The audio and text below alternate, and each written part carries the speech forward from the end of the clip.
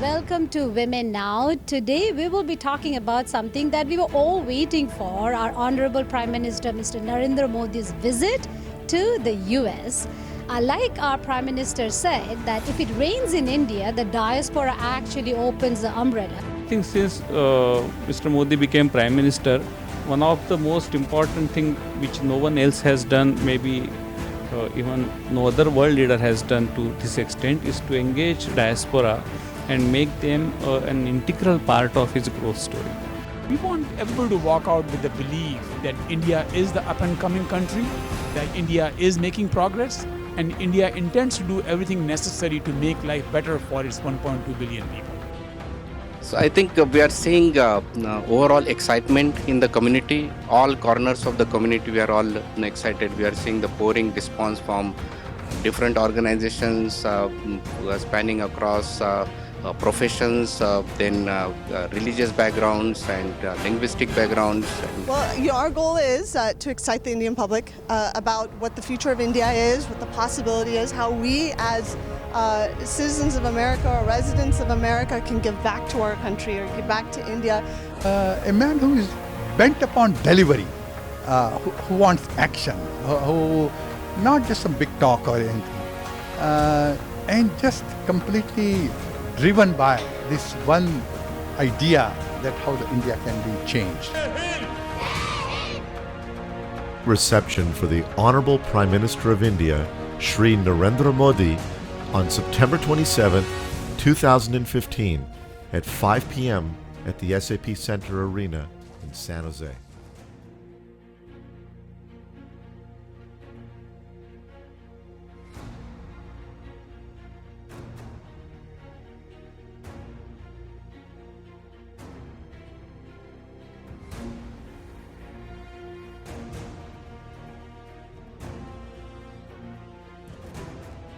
So let me make two observations. So I agree with you, it is the British mode of education. But having said that, the Indian diaspora that went through that mode of education has come here and made tremendous contributions. So there must be something inherently good about it. So one cannot just throw it out of the window. Now, having said that, what you're seeing out here, the Indian diaspora, are what I think of as the 4 and 5 sigma people. This is the less than 1% of the population. And one may be able to argue that this population is maybe not much impacted by mediocrity in education. And I think this is where we need to focus on the population that lives in India, that goes through the system. How are they being educated and trained and prepared for the workforce?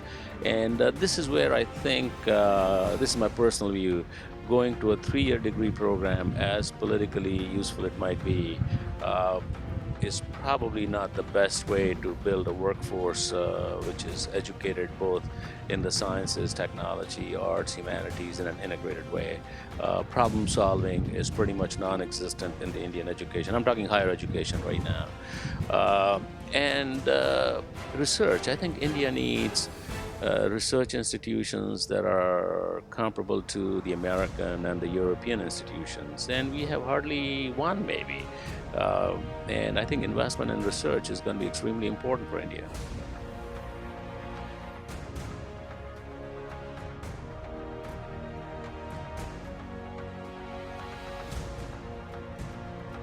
So I think the Indian diaspora is making a lot of contributions, maybe not, and not everything is as visible. So for example, the culture of entrepreneurship in India is unbelievable. I go there 5-6 times a year, and every 3 months when I go there, I'm amazed as to how much momentum there is.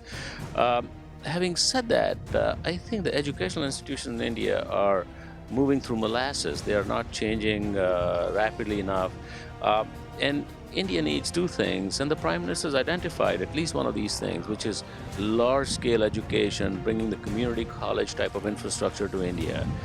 Secondly, I think the pathways in India are pretty much non-existent. So for example, in the US, I can take a year after high school, I can go to Europe, I can work at a job, then I can come back and go to a community college, then I can go get a job, then I can come back and get a BS in engineering or physics or whatever. Yeah, so even at my age in the US, I still have the opportunity to be educated. There are schools who would admit me if I applied. I could get a new degree and even then I could come out in the workforce.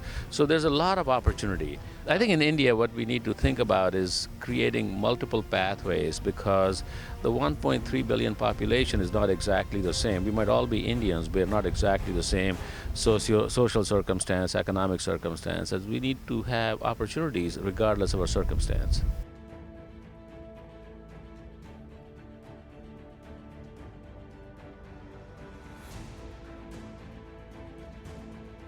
So I think the issue of reservations, I realize, is hot and it's controversial. Let me just give you my personal take on this. I think human beings for a long time have oppressed other human beings. And as we have gotten more and more sophisticated and have a deeper understanding, I think it's clear that we need to create and give opportunities for people who've been oppressed. I mean, that's exactly the right thing to do. Now, having said that, one can argue whether the percentages have to be proportional or how would it work? And I think that's a fundamental issue where the reservations are out of proportion with what is needed right now. Secondly, I think we need to build a better K through 12 system where people from the villages and backward classes and OBC have a better opportunity even at some very basic high school K through 12 education, which can prepare you for the workforce.